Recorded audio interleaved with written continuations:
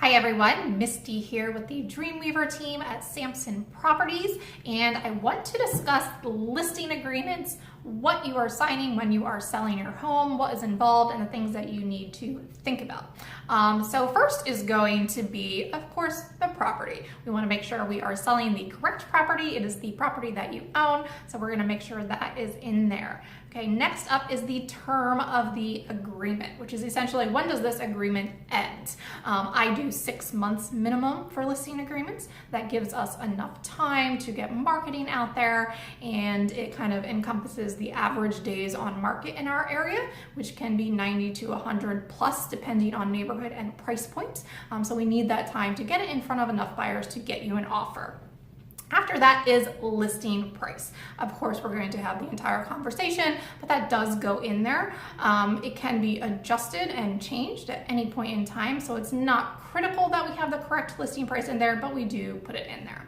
Next up is very critical, and that is the conveyances. What are you conveying with the house to the buyer? This is going to include your appliances, any leased items such as propane tanks, and we're going to get very nitty-gritty, down to the garage door openers, your screen on your fireplace, that type of stuff. We want to make sure this is correct, and then when you get an offer from a buyer, we want to make sure that this list in here aligns with the list that they bring in the contract, so that you are not giving away things that you did not want to, etc. So, if you are not selling your washer and dryer with the house, if you need to take it to your next house, we need to make sure that is correct in both the listing agreement and the sales contract, okay? Up next is the utilities. We want to make sure we know what systems are there so that the buyer understands that. Any septic issues, if you are operating under a waiver, we need to disclose that. Next up is broker duties. It's going to discuss everything that we will be doing for you and the things that we are not responsible for, such as managing your property.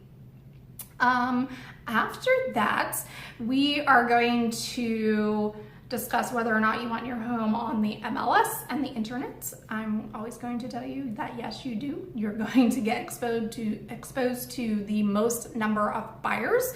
So we want your home listed in the MLS. If you are on the upper end of value and a very special property and you're looking for kind of a discreet sale, there are some other options and we can go over that. Next is the type of representation that your agent will be doing for you. So this is something you may not have thought about before. So there is, I'm just representing you. There is designated representation, which is I am representing you and someone in my office is representing the buyer. So we both have the same broker overseeing us, but 2 separate agents. Okay, and then third is dual agency, and that is I am representing you and I'm representing the buyer. So if you think about these things, if I am representing you, I'm trying to get you the highest price. If I'm representing the buyer, I'm trying to get them the lowest price. So those 2 things kind of go at each other, and it can be difficult to represent both sides to the best of my ability equally. And in order to do that, basically, I can't advise you on some things like price. So if we have that situation, both parties would have to sign a paper that kind of goes over everything. I do not do dual representation unless it was 2 clients that I already had and they just happened to be interested in a house that I was representing and that stuff. We can talk about that.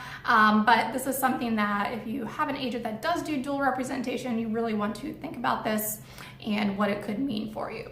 Next up is broker compensation. So it's going to go over, what circumstances I get paid and how much. Now it's not your agent, it is their broker that is getting paid. So just know that.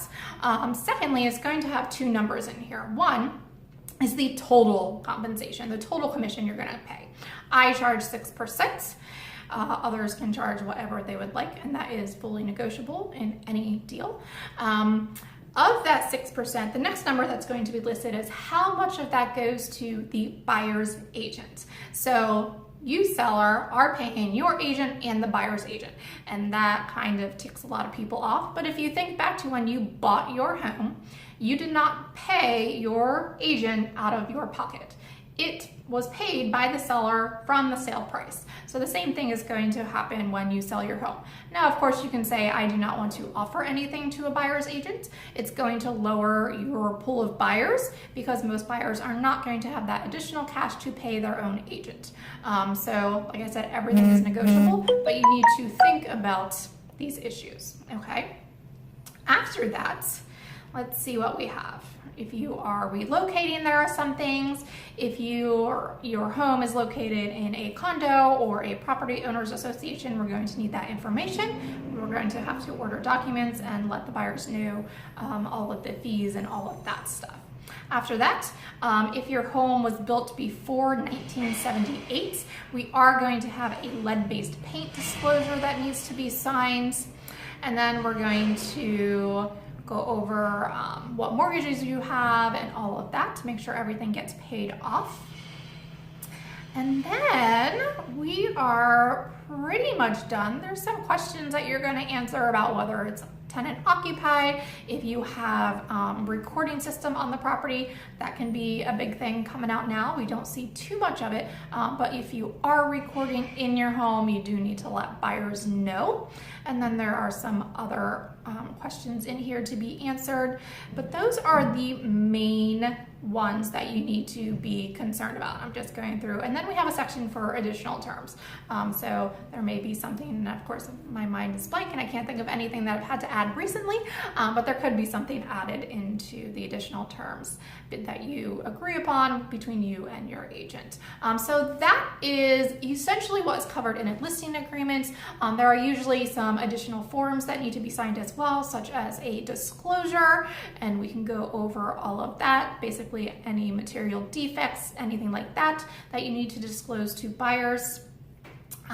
Typically the broker is going to have some forms that you need to sign, like we have a wire fraud form, just letting you know the potential of wire fraud, things like that. And then any associated businesses.